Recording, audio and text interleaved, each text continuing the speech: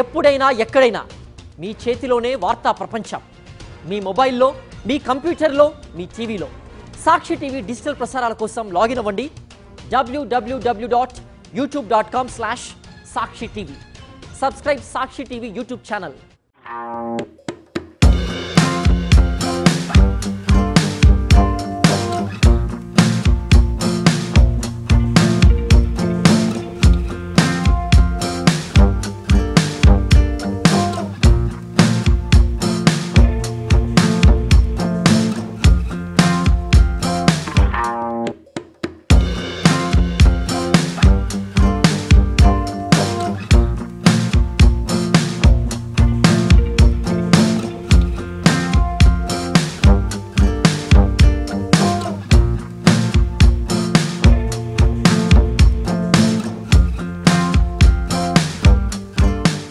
నా పేరు జ్యోతిరెడ్డి, రామకృష్ణాపురం, భువనగిరి. మాది అమయ్య కృషి వికాస కేంద్రం అనే సంస్థ నడుపుతున్నాము. మాది అంటే ఇంటిగ్రేటెడ్ ఫార్మింగ్ మేము చేసేది. దాంతోపాటు మాకు నర్సరీ కూడా ఉంది. ఇవన్నీ కాకుండా టెర్రస్ గార్డెన్ కూడా మేము చేస్తున్నాము. ఎందుకంటే జనరల్గా మామూలు ఏమనుకుంటారంటే బిల్డింగ్ల మీద మొక్కలు పెట్టినప్పుడు కొంత పాడైతుంటాయి, బిల్డింగ్ పాడైతుంటుందని. అంటే కంపారిటివ్లీ ముందు కంటే చూసుకుంటే ఇదివరకు కంటే కూడా ఇప్పుడు కొంత అవగాహన పెరిగింది. అయినా కానీ చూస్తే కానీ మనం ఏది నమ్మేటటువంటి పరిస్థితి కాదు. కాబట్టి మేము టెర్రస్ మీద కూడా మా బిల్డింగ్ కన్స్ట్రక్షన్ అయ్యేటప్పుడే డైరెక్ట్గా స్లాబ్తో పాటు మేము ఈ హౌసెస్ ఏవైతే ఉన్నాయో ప్లాంటర్ బాక్సెస్ అన్నీ కూడా మేము పోయించేసినాము. కాబట్టి ఇబ్బంది ఏమి ఉండకుండా చేసుకున్నాం అనమాట. దీంట్లో మాకు మొత్తం మీద కూడా 4 ప్లాంటర్ బాక్సులు వచ్చినాయి. 4 కూడా ఒక ఫ్యామిలీ అంటే 4 కాదు 6 ఉన్నటువంటి ఫ్యామిలీకైనా కానీ సఫిషియెంట్గా పండ్లు, కూరగాయలు అన్నీ సరిపోతాయి. దీంట్లో మేము పండ్ల మొక్కలు పెట్టినాము, ఎక్కువగా ఆకుకూరలు పెట్టుకుంటున్నాము. ఎందుకంటే మాకు కూరగాయలు పెట్టడానికి కింద ప్లేస్ ఉంది కాబట్టి మేము కూరగాయలు ఒక మిర్చి, టమాటా మాత్రమే రెగ్యులర్గా పైన పెట్టుకుంటున్నాము. రిమైనింగ్ అన్నీ కూడా కిందనే ఉంటాయి అన్నమాట. అయితే ఆకుకూరలు తర్వాత కొంత రేర్ స్పీసెస్ ఏవైతే ఉంటాయో మనం వాటిని ప్రాపగేట్ చేయాల్సినటువంటివి అవి అన్నీ పైన పెడుతున్నాము. ఈ మొక్కలు కనుక మీరు చూసుకున్నట్లయితే మనం టెర్రస్ మీద పెట్టినప్పుడు ఎప్పుడైనా కానీ చిన్న అడ్వైజ్ ఏంటంటే ఆల్ టైమ్ వెరైటీస్ మీద కాన్సన్ట్రేట్ చేసుకుంటే, అంటే ఎప్పుడో కాసేటటువంటి పళ్ళ మొక్కలు మనం పెట్టుకుంటే మనం తక్కువ ప్లేస్లో పెట్టుకుంటాం కాబట్టి కుటుంబ అవసరాలకు సరిపోయినటువంటి పండ్ల కోసం మనం మార్కెట్ మీద డిపెండ్ అవ్వాల్సినటువంటి అవసరం ఉండదు. ఎందుకంటే మనం మొక్కలు పెడతాము, మొక్కలతో పాటు మళ్ళీ మార్కెట్లో కొనుక్కుంటాము అనుకున్నప్పుడు అది అంటే మన శ్రమ వృధా అవుతుంది. తర్వాత ఇది అవుతుంది. తర్వాత మెయింటెనెన్స్ విషయానికి వస్తే మేము మా మొక్కలన్నిటికీ కూడా కేవలం పేడ ద్రావణం ఒకటి, తర్వాత మేము కిచెన్ వేస్టేజ్ ఉంటుంది కదండి, ఏదైతే మనకు కూరగాయ ముక్కలు, ఆకుకూరలు వేస్టేజ్ ఏదైతే ఉంటుంది, మిగిలిపోయినటువంటి ఫుడ్ ఏదైతే ఉంటుందో అంతా కలిపి ఒక డ్రమ్లో వేసేసి దాంట్లో మేము కొంత పేడ ద్రావణం కూడా పోసి ఫర్మెంట్ చేస్తున్నాము. అది తప్ప ఇంకా వేరేది ఏమి వేయటండి. అంటే వారం 10 రోజులకు ఒకసారి తవ్వకం పెట్టాలి, కలుపు తీస్తుండాలి.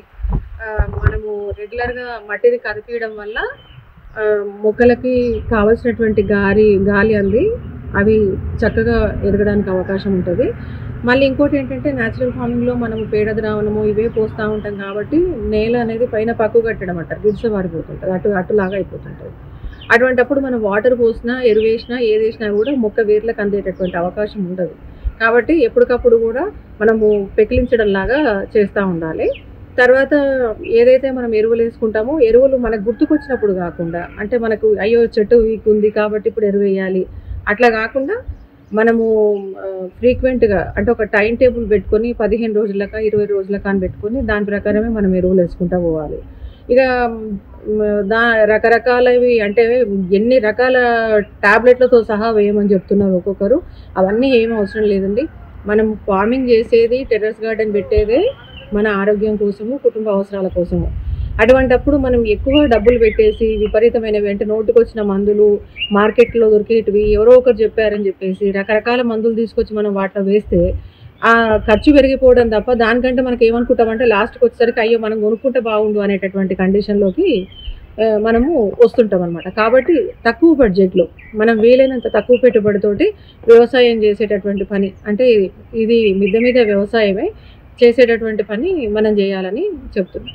నీటి విషయానికి వస్తే అండి, జనరల్గా ఏం చేస్తుంటారంటే చెట్ల మీద ప్రేమ ఉండి మొక్కలు పెంచుకునేటటువంటి వాళ్ళు, కొంత సెన్సిబిలిటీ ఉన్నవాళ్ళు, అంటే సున్నితమైన మనస్తత్వం ఉన్నటువంటి వాళ్ళు ఎక్కువగా పెంచుతుంటారు.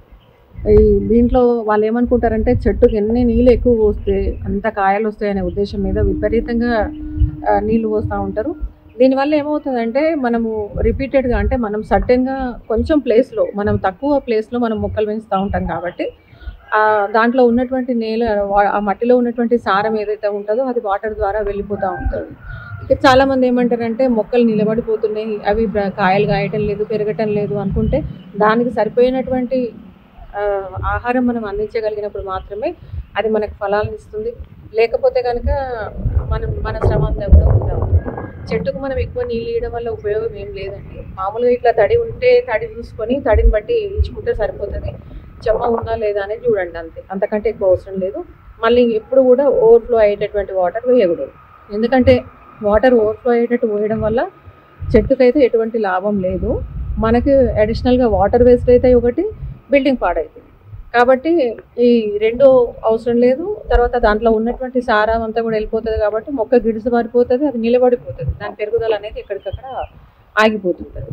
కాబట్టి వాటర్ని కూడా మనము రెగ్యులర్గా అంటే ఎండాకాలం అయితే ప్రతిదినం ఇవ్వాల్సి వస్తుంది. చలికాలం అనుకుంటే తడి ఉంటే కనుక ఇవ్వాల్సినటువంటి అవసరం లేదు. వర్షాకాలం వచ్చేసరికి ఎటువంటి పరిస్థితుల్లో మొక్కలలో నీళ్లు నిలబడి ఉండకుండా చూసుకోవాలి. డ్రైన్ హోల్స్ ఎప్పటికప్పుడు మనం చెక్ చేసుకుంటూ ఉంటే అది బాగుంటుంది. తర్వాత మనం ఇది ఏదైతే ఉందో ఈ ప్లాంటర్ బాక్స్లు ఉన్నాయి కదండి, ఈ ప్లాంటర్ బాక్స్లలో ఫస్ట్ మనం స్లాబ్ వేసిన తర్వాత స్లాబ్కి ఇబ్బంది కాకుండా ఉండడం కోసం అని చెప్పేసి డ్రైన్ సెల్స్ అనేది షీట్ దొరుకుతుంది మనకి. అంటే మనకి డోర్ మ్యాట్స్ ఉన్నట్టు థిక్గా ఉంటుంది, 1 ఇంచ్ థిక్ ఉంటుంది. డ్రైన్ సెల్స్ అనేవి షీట్స్ దొరుకుతాయి. ఆ డ్రైన్ దాన్ని ఈ క్లాత్ ఇది మనకి ఎన్నేళ్ళైనా ఖరాబ్ కాదు. ఈ జియో ఫ్యాబ్రిక్ని మొత్తం కూడా ఈ పార్ట్ అంతా కూడా పరిచేస్తాం అనమాట. అంటే మనం బ్యాగ్ లాగా కూర్చోబెట్టిన తర్వాత దాంట్లో మట్టి పోసినాం. ఈ మట్టి కూడా ఇసుక కొంత కలిపేసి అన్నీ మిక్స్ చేసి దాన్ని నింపినాం అనమాట. అంటే వెయిట్ కొంత తక్కువ కావాలి, తర్వాత వాటర్ హోల్డ్ చేస్తుందని. ఇదంతా కూడా మనము బయోచార్ కోల్ ఉంటుంది కదా, అది కూడా కొంత యాడ్ చేసినాం. ఎందుకంటే మనం చేసేటటువంటి ఇదంతా న్యాచురల్ ఫార్మింగ్, దాంట్లో పేడ ద్రావణం ఇవి పోసినప్పుడు కొంత వాసన అనేది ఎక్కువగా వస్తుంటుంది.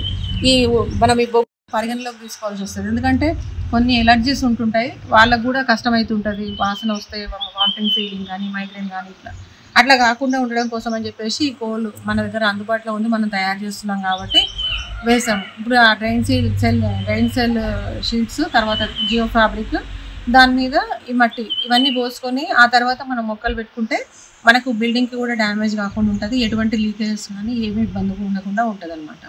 కాబట్టి ప్రతి ఒక్కటి మనం జాగ్రత్తలు కనుక తీసుకున్నట్టయితే ఇబ్బంది ఏమి ఉండదు. తర్వాత కొంతమంది అంటుంటారు ఏంటంటే మట్టి పోయడం వల్ల బిల్డింగ్కి వెయిట్ ఎక్కువ అవుతుంటుంది కదా అని చెప్పేసి. బిల్డింగ్కి వెయిట్ ఎక్కువ అయ్యేది ఏముంటుందండి, మనం ఇంకొక ఫ్లోర్ వేసుకునేంత వెయిట్ అయితే కాదు కదా. దీని మీద ఫ్లోర్లు వేస్తున్నాము, ఇంట్లో సామాన్లు పెడుతున్నాము, ఇవన్నీ ఉంటున్నాయి కదా. అంత కంపేర్ చేసుకుంటే అంత వెయిట్ అయితే ఎట్లయినా కాదు. కాబట్టి మనము నిరభ్యంతరంగా మనం ఎన్ని మొక్కలైనా పెట్టుకోవచ్చు. మేము ఫర్దర్ కన్స్ట్రక్షన్ మాకు ఇంకా ఆలోచన ఉన్నది కాబట్టి మేము కేవలం బార్డర్స్లోనే పెట్టినాము. అట్లయినా కూడా మాకు దగ్గర 50 మొక్కల వరకు వచ్చినాయి. కూరగాయ మొక్కలు అయితే ఇంకా ఎక్కువ వస్తాయి, ఆకుకూర అయితే నిండుగా సరిపోతుంది. మా అవసరాలకు సరిపోగా ఇంకా ఎక్స్ట్రాసే ఉంటుంది తప్ప తక్కువేమీ కావటం లేదు. ఇట్లా ఏర్పాటు చేసుకోవచ్చు. ప్లాంట్స్ సెలెక్షన్ విషయానికి వచ్చేసరికి అండి, జనరల్గా ఏం చేస్తారంటే మనం గార్డెన్ స్టార్ట్ చేసినాం అనగానే దొరికిన చెట్లు దొరికినట్టు పెట్టేస్తుంటారు ఫస్ట్. ఆ పెట్టిన తర్వాత వాటిని మళ్ళీ తీయలేక ఇవన్నీ కూడా బాధ అవుతుంటుంది. మేము ఏం చేసామంటే మా దగ్గర కిచెన్కి అవసరమయ్యేటటువంటి ప్లాంట్స్ అన్నీ కూడా, అంటే ఆల్ స్పైస్ మొక్క, తర్వాత బాస్మతి ఆకుకూరలు, మిరియాలు, తమలపాకు, ఇట్లాంటివన్నీ, కరివేపాకు, అంటే కిచెన్కి అవసరమయ్యేటటువంటి ప్లాంట్స్ అన్నీ కూడా కిచెన్కి దగ్గరలో పెట్టుకున్నాము. దీనివల్ల ఏంటంటే మాకు దేనికి కూడా మళ్ళీ కిందికి పోవాల్సినటువంటి అవసరం రాదు. ఇప్పుడు బాస్మతి ఆకు ఉంది, ఇది మనం ఒక 2 ఆకులు వేసుకుంటే మనకు ప్లెయిన్ రైస్ కూడా మామూలు బియ్యం వండుకున్నా కూడా బగారా బాస్మతి రైస్ ఫ్లేవర్ వచ్చేస్తుంది. ఆల్ స్పైస్ ఏమో కాంబినేషన్ ఆఫ్ 5 స్పైసెస్. తర్వాత కరివేపాకు అనేది రెగ్యులర్గా మనం వాడేటటువంటిది. తర్వాత ఆకుకూరలు మనకు ఇక్కడ బ్రెజిలియన్ స్పినాచ్ అనేది మనం పెట్టినాము. ఈ బ్రెజిల్ పాలకూర ఏదైతే ఉందో అది పెరానియల్ వెరైటీ అనమాట. అంటే ఒకసారి పెడితే మనకి సంవత్సరాల తరబడి అది వస్తూనే ఉంటుంది. కాబట్టి మేము పెట్టి ఆకు ఎక్కువ కాగానే మళ్ళీ చెట్లన్నీ తీసేసి మా నర్సరీలోకి అవసరమైతే పంపించి మళ్ళీ కొన్ని ఉంచుకుంటాం అన్నమాట. ఇట్లా తర్వాత మేము బయటకి రోడ్డు సైడ్ కనపడే వైపు ఏమో ఫ్లవర్ ప్లాంట్సే ఎక్కువ పెట్టినాము. ఎందుకంటే మాకు అపియరెన్స్ కూడా బాగా కనపడాలనే ఉద్దేశం మీద. తర్వాత పైనుంచి కొన్ని క్రీపర్స్ అన్ని ఫ్లవరింగ్ క్రీపర్స్ అన్నీ కూడా కిందికి వదిలేసాం అన్నమాట. అంటే మనము ఆరోగ్యం చూడాలి, ఆనందం చూడాలి, ఆహ్లాదంగా కూడా మనకు ఉండాలి కాబట్టి అన్నీ కూడా మేము దృష్టిలో పెట్టుకున్నాము. దానికోసం అని చెప్పేసి ఇట్లా పెట్టామన్నమాట. అయితే స్టార్టింగ్లో ఎవరైతే టెర్రస్ గార్డెన్ స్టార్ట్ చేయాలనుకుంటారో వాళ్ళు మాత్రం ఫస్ట్ సెలెక్ట్ చేసుకోండి మీరు. అంటే ఒక మామిడి, ఒక బత్తాయి, ఒక జామ, ఒక నిమ్మ, ఒక సపోటా ఇట్లాంటివి అంటే మనకి రెగ్యులర్గా అవసరమయ్యేటటువంటి ఫ్రూట్స్, మనకి ఈజీగా కాసేటటువంటి ఫ్రూట్స్ ఏవైతే ఉంటాయో వాటి మీద పెట్టుకొని వాటితో పాటు పాలినేషన్ అవసరం కాబట్టి కొన్ని ఫ్లవర్ ప్లాంట్స్కి వెళ్ళాలి మనం.